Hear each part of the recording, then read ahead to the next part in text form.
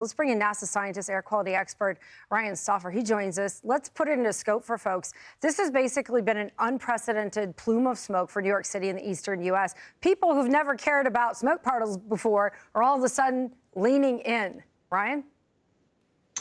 Yes, Amy, I'm absolutely astonished by the observations of smoke pollution that have been coming in the past 2 days and this morning as well.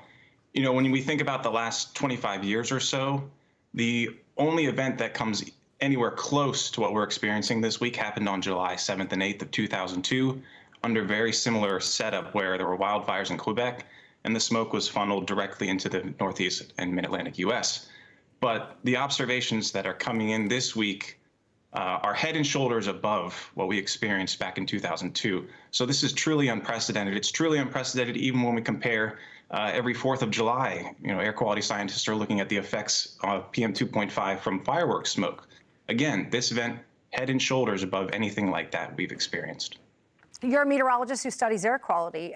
When these two things overlap here, is there anything that you've learned from this? Maybe they expand the chart from this type of situation, because as you look at the colors and the numbers, anything over 300 is really a major situation, and we're getting readings in the mid to upper 400s. Yeah, we learn about, you've discussed previously the weather patterns that have led to the smoke being funneled directly from Quebec into the United States.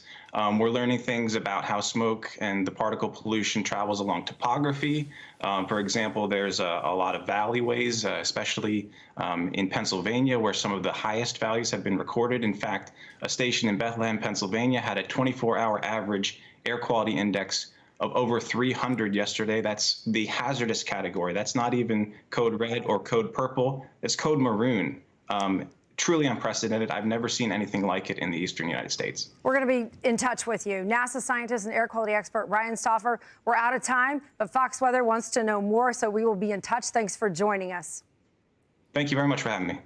I'm Amy Freeze. Welcome to Fox Weather's YouTube page. We have more great videos on the way, so make sure to subscribe to stay updated on all things weather.